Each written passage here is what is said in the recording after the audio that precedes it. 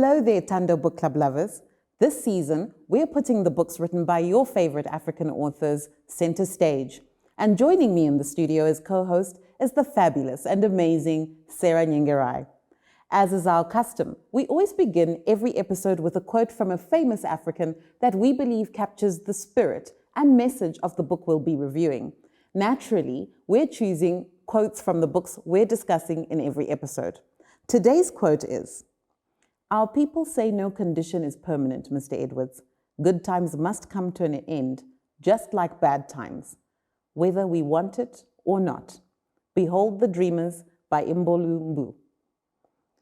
Sarah, tell us a little bit about our author today. Thank you, Selina. Our author is from Cameroon, studied at Columbia University, and Behold the Dreamers was her first novel, first published in 2016, and it made it on Oprah's book club list.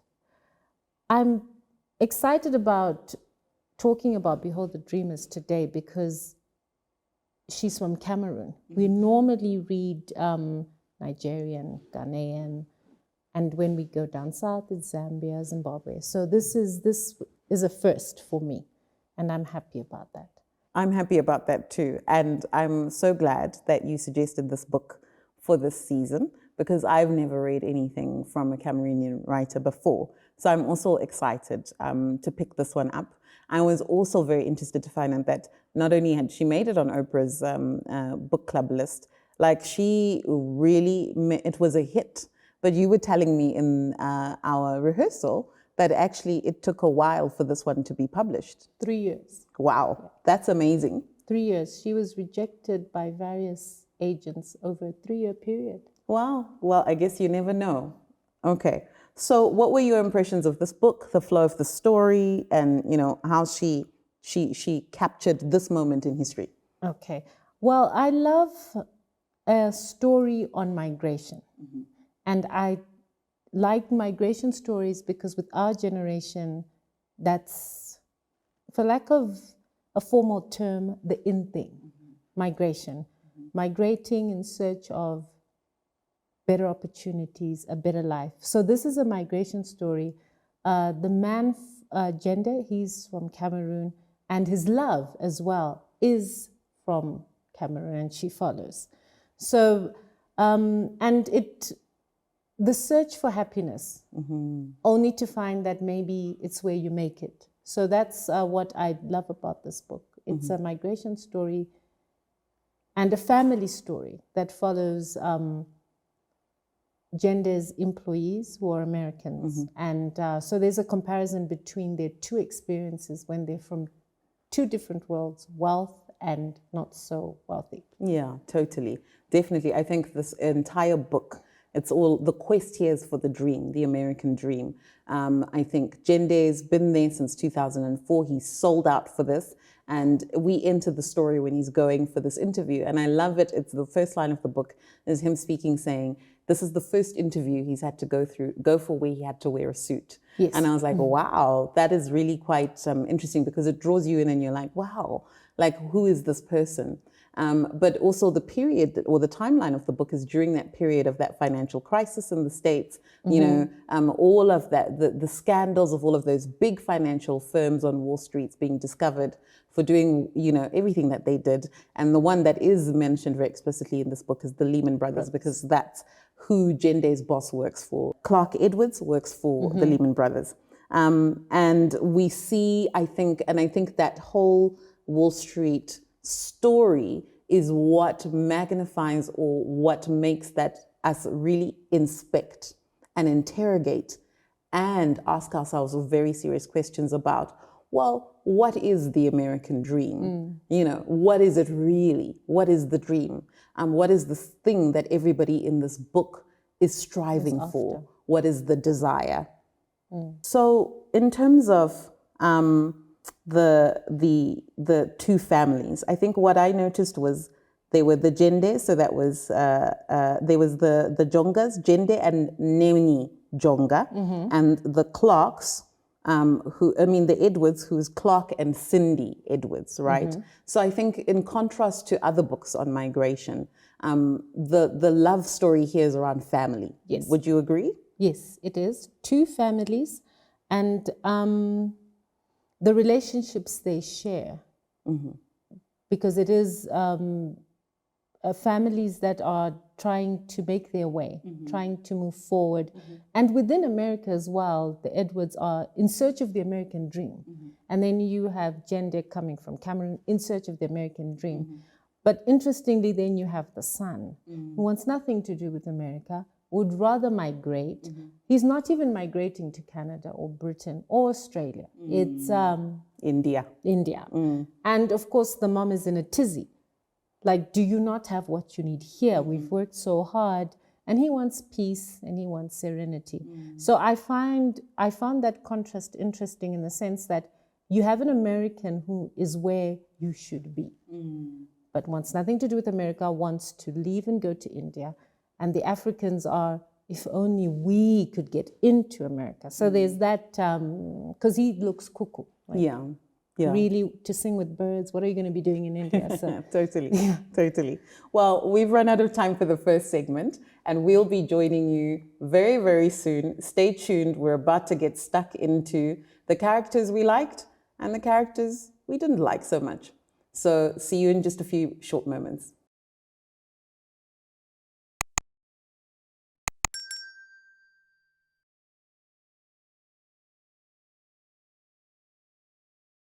Welcome back. You're watching the Tando Book Club, and we're discussing Behold the Dreamers. And in studio to help me review this book is Sarah Nyengarai.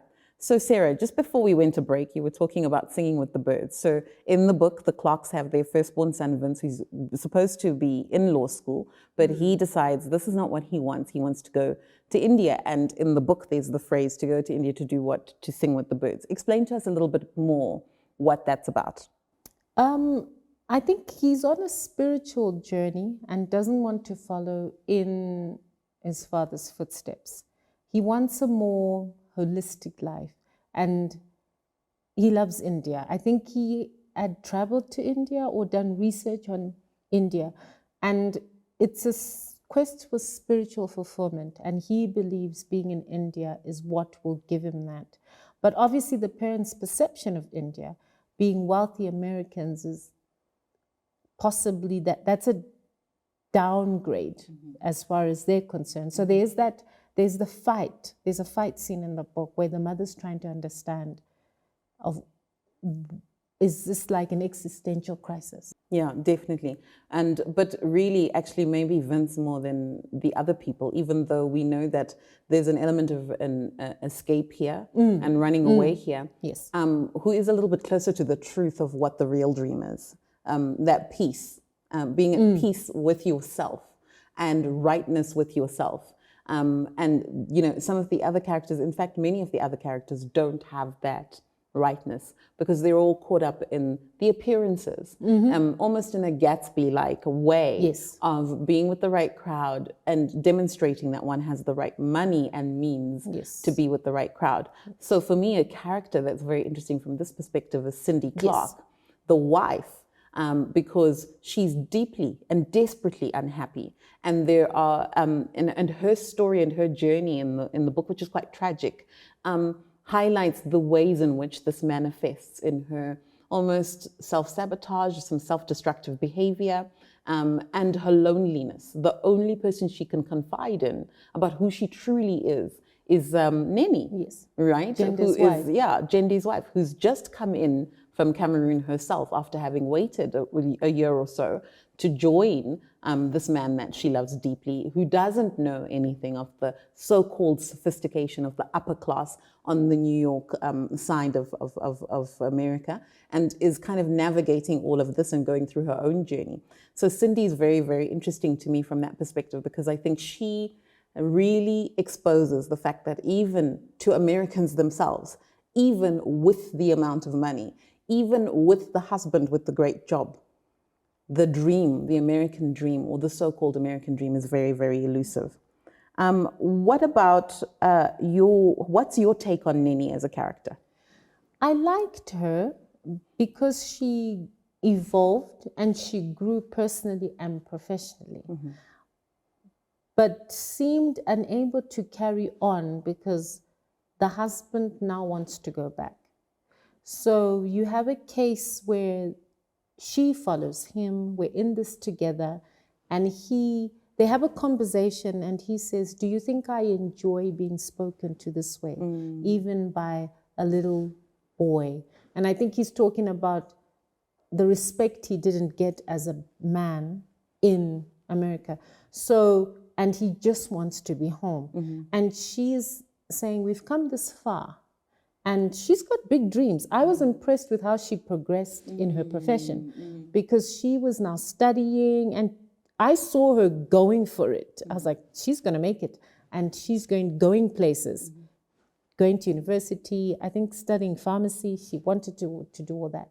But now she's trapped because he's not happy. This maybe was not a good idea. We should go back.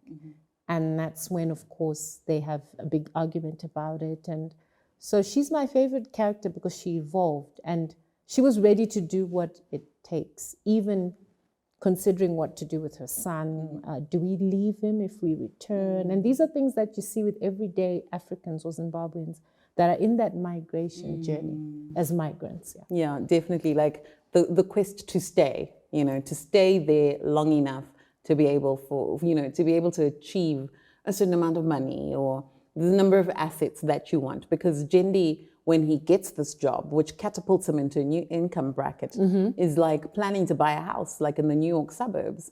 And then because of this, the crash of the Lehman Brothers and all of these scandals being exposed, he then loses, this job. And one of the things we were talking about with the characters is the loyalty. So yes, the Clarks share their confidences with this couple that works for them. So the Edwards. So Clark is sharing with Jendi and Cindy with Nenny. But like the loyalty is different. The men turn out to be more loyal to each other than even the women. Yeah, like the bro code. And I was like, is the bro code really that deep? Oh, it is. I mean, I was really quite impressed with their loyalty to each other. And I was like, oh, these women are sharky, Yeah. But I suppose women do have that shark instinct when they are defending their livelihood and their children. Yes. The lioness comes out. But we're running out of time here. And we're going to just take a quick break and we'll be back in just a few short moments to get into what we love to do here on the Book Club, which is a reading from the book. You don't want to miss this. Stay tuned.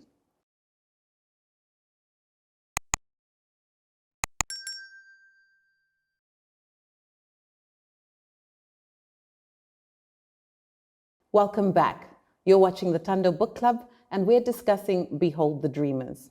So Sarah, what do you think were the unique strengths of this book? Thank you, Selina. What I liked about this book is she shows throughout all her characters that everyone is in search of the American dream, which is a different writing style compared to other African writers who have written about migration. They focus on the African in search of the American dream in America, whether it succeeds or not.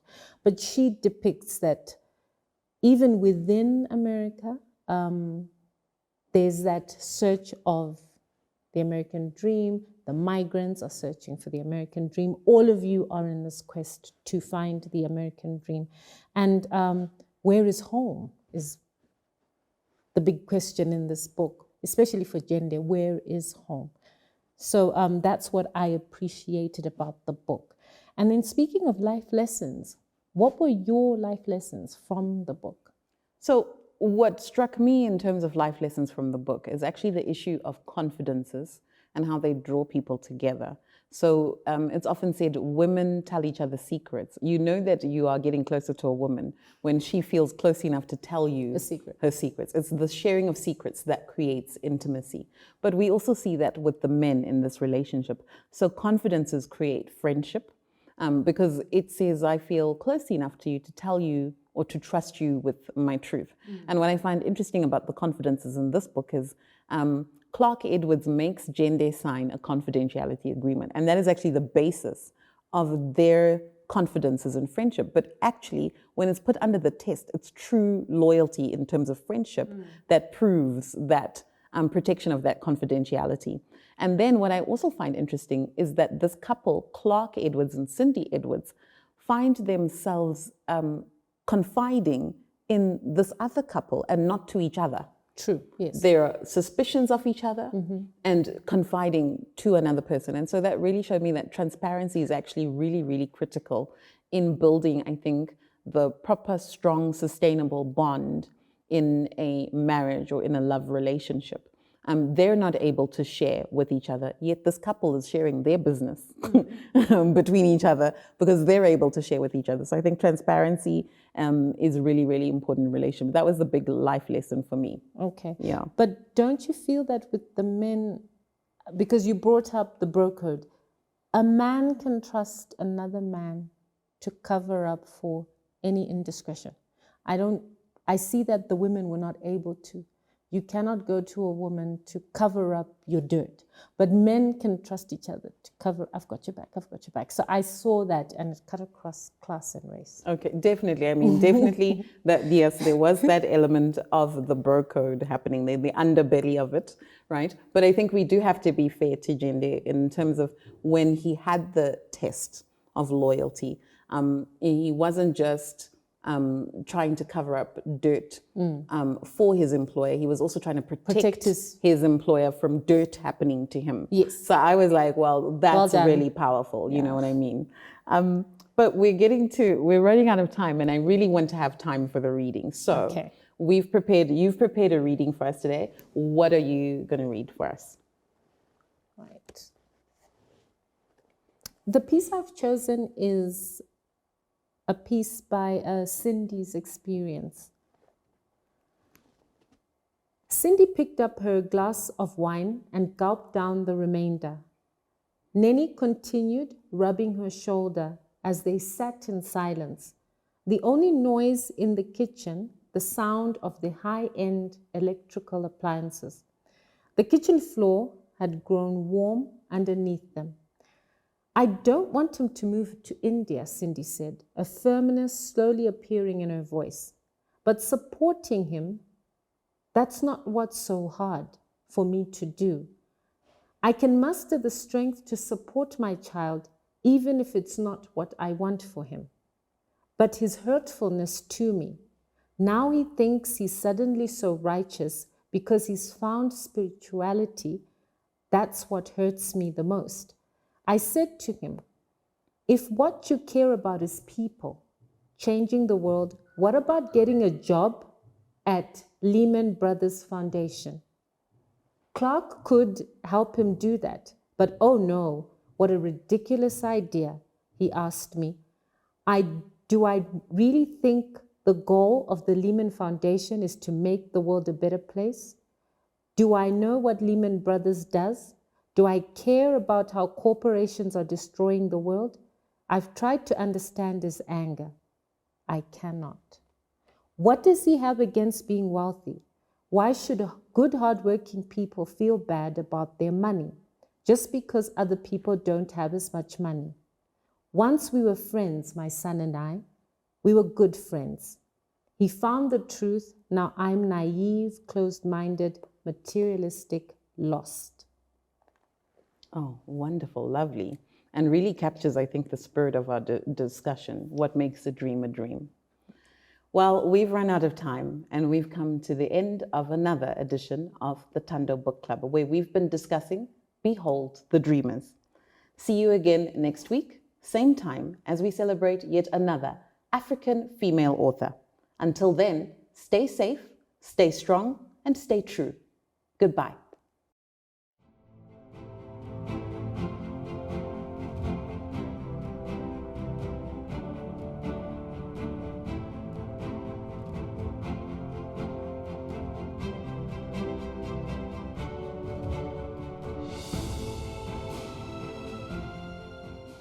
Patchwork by Ellen Banda Aku.